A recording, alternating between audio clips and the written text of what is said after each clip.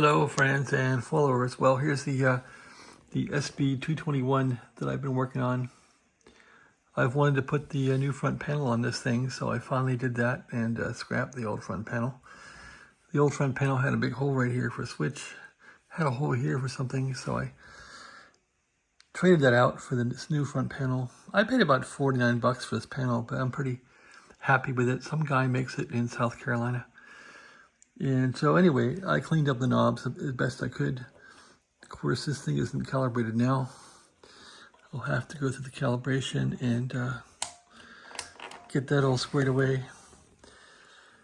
The case on this thing was all bent up from being shipped from Snowflake, Arizona to Texas, Dallas, Texas here. And so I had to really beat this thing with a hammer, and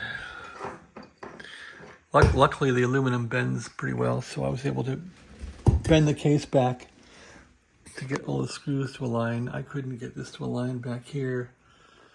Anyway, it all lines up, it's all back together, so time to put the tubes back in. I did remove another mod this guy had in here, which was like a filament mod. I hope I got that wired right for the filaments for the 3500Z tubes.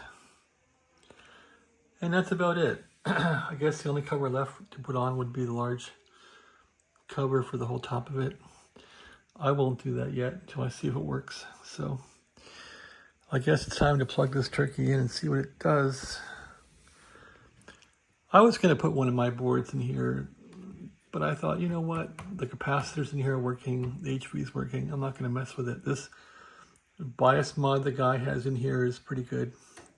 He doesn't use the Xenier diode here, so whoever owned this thing had some good ideas. I took out some of his ideas that I didn't agree with, like the filament warm up, and he had some really weird stuff biasing the grids. I just grounded the grids in this thing and said that's it. So we'll see if it still goes.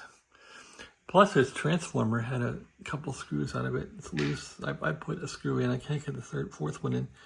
And this little choke had two screws holding it, and I couldn't get the fourth one in, but I got a third one in. So these were loose too. So not that it matters, but I guess you want to get everything cinched up. So now that all the four sides are on and the thing is somewhat solid with the new front, it's probably ready to put the 3500Z tubes back in it. There's the tubes over there. It's not hard to put these tubes in. I guess we can do it here. I just grab them by the top. And it's always hard to get these things to sink in here.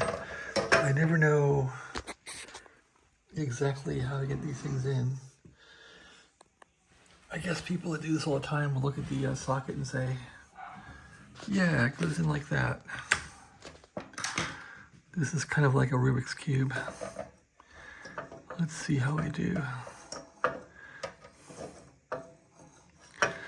I just wait for it to kind of drop in.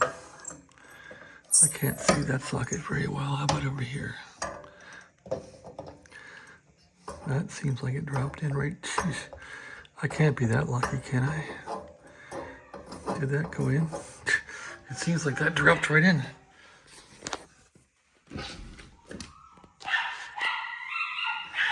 All right, dog is going wild. Have a nice day.